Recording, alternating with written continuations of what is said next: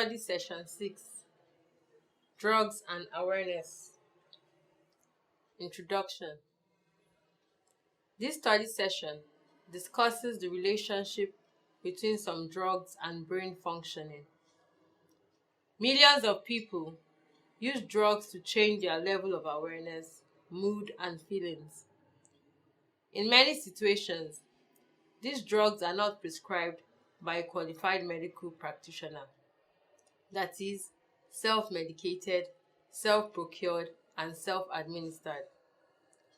This could be regarded as drug abuse and could lead to drug dependence and addiction. Learning outcomes.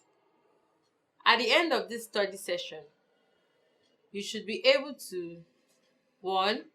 Identify drugs that affect awareness. 2. Highlight the effect of drugs on awareness. 3. Mention the treatment of drug abuse. Drug abuse. Most of the drugs that are abused produce distortions of sensory experiences. The distortions resemble certain synaptic transmitters closely enough to attach to their receptors.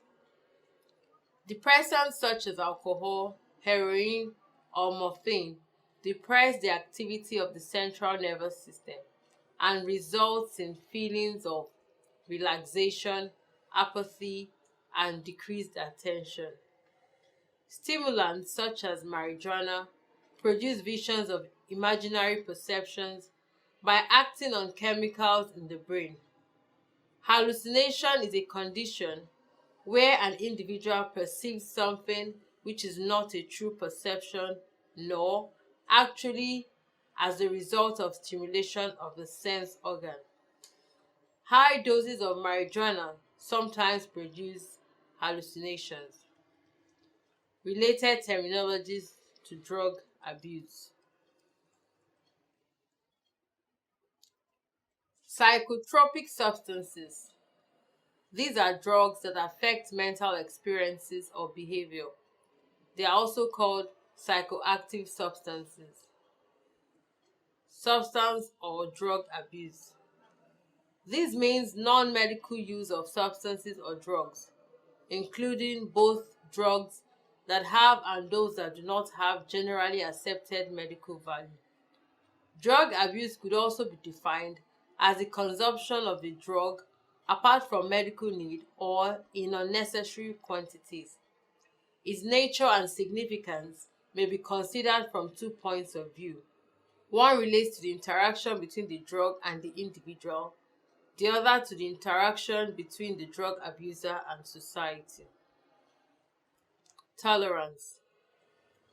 It means that the body builds up a resistance to the drug so that the larger and larger doses are needed to produce the same behavioral effect. Drug addiction. This is a state of periodic or chronic intoxication produced by the repeated consumption of a drug, in bracket natural or synthetic. Its characteristics include 1. An overpowering desire or need, in bracket compulsion, to continue taking the drug and to obtain it by any means. 2. A tendency to increase the dose. 3. A psychic, in bracket psychological, and generally a physical dependence on the effects of the drug. And 4. Detrimental effects on the individual and on society. Drug habituation. This is a condition resulting from the repeated consumption of a drug. Its characteristics include 1. A desire, in bracket but not a compulsion, to continue taking the drug for the sense of improved well-being which it engenders. 2. Little or no tendency to increase the dose. 3. Some degree of psychic dependence on the effect of the drug, but absence of physical dependence and hence of an abstinence syndrome, in bracket withdrawal. And 4. Detrimental effects, if any, primarily on the individual. Withdrawal symptom. This is the effect of stopping a drug that has produced addiction.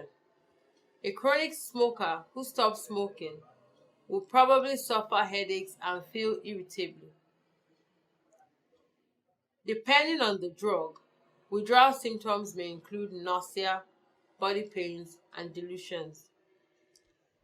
Psychotropic drugs and neurotransmitters. Neurotransmitters are chemical substances in the nervous system of the body that carry messages between brain cells.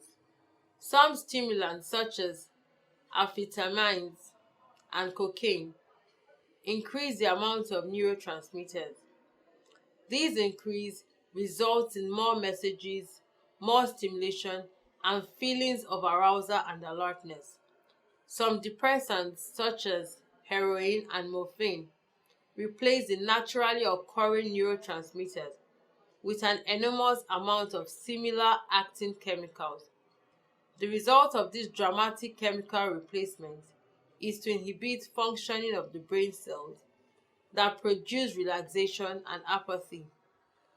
One of the primary ways that drugs produce physiological and behavioral changes is by affecting the neurotransmitters that control the number of messages flowing between brain cells.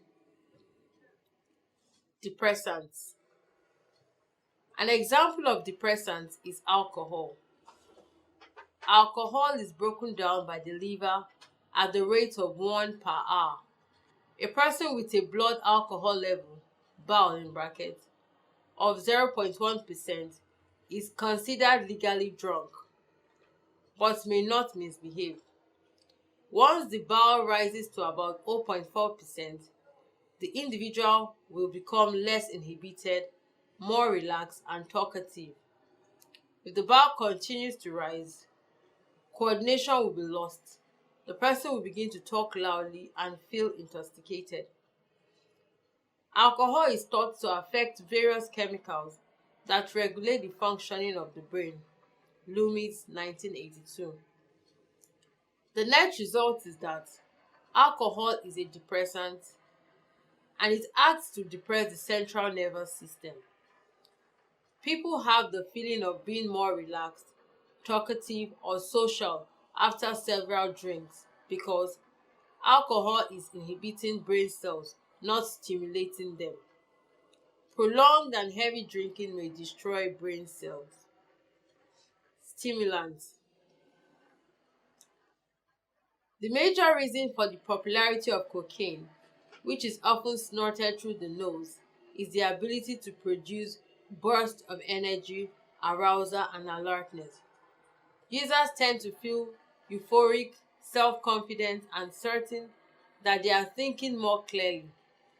People that use cocaine often overestimate their potentials or the quality of their work.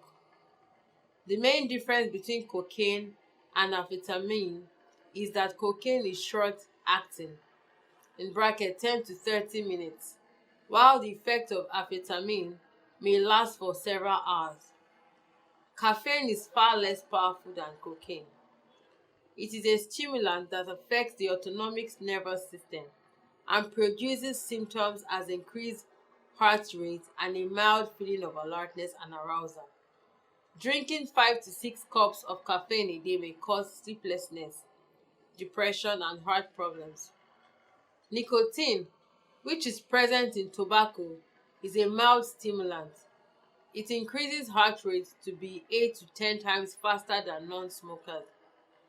It improves concentration, short-term memory, and other cognitive skills. Edwards, 1986. However, the regular use of nicotine results in addiction, and this makes stopping smoking very difficult. Treatment of drug abuse. How to treat drug abuse. 1. Reassure the patient that it is possible to stop abusing substances. 2. Link the patient up with alcohol or narcotic anonymous groups. 3. It may be necessary to enter an inpatient treatment center. 4. Encourage patient detoxification for about 2 weeks. 5. Identify and deal with psychosocial problems encouraging drug use. Study session summary. In this study session, we noted that many people use drugs to change their level of awareness, mood, and feeling. In many situations, these drugs are not prescribed by a qualified medical practitioner, that is self-procured and self-administered. This could be regarded as drug abuse, which could lead to drug dependence and addiction. This study session went further to discuss related terms to drug abuse, which includes psychotropic substances, substance abuse, tolerance, drug addiction, drug habituation, and stimulants, amidst others. End of study session 6. Thank you for listening.